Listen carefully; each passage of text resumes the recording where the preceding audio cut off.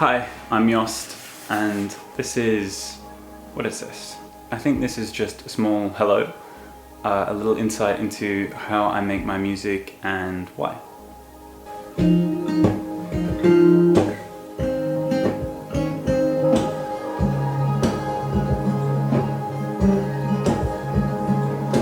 This is my one acoustic guitar. It was very cheap and I've had it forever, but I love it and I don't need another one.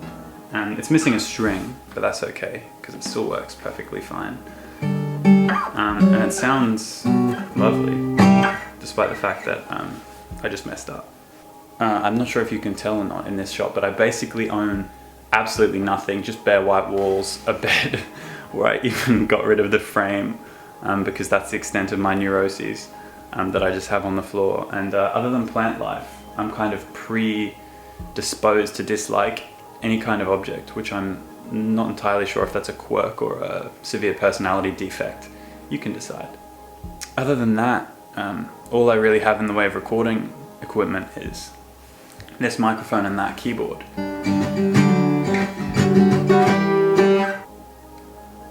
Basically all my music's been recorded in this way, with the $300 microphone, this guitar, and that keyboard. And I love it that way. The more quickly and purely you're able to capture it with all the roughness and the sound coming in from outside, sometimes bird noises, sometimes kids, you capture a sincerity that's really hard to reproduce.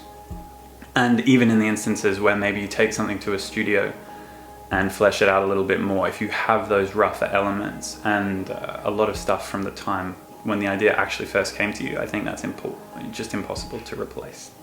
Lyrically, I try to import some of that youthfulness and sarcasm and wit that I think can be so attractive and cathartic. And I might be a little bit obsessed, I think, with the idea of growing up and how everyone handles that spectacularly differently. People can be so complicated, and especially young people, and we need to embrace more of that. We can be sarcastic and self-critical and ignorant and fantastic and depressed, and not just depressed. Time in nature is important, and that's why it's important not to have much stuff, I think. Although people can get there in different ways, but for me it's just cutting all distraction and getting into what you love about something, and at the end of the day that's all you're going to remember, and that's all that matters. Nothing's everything, and I think we all know that deep down.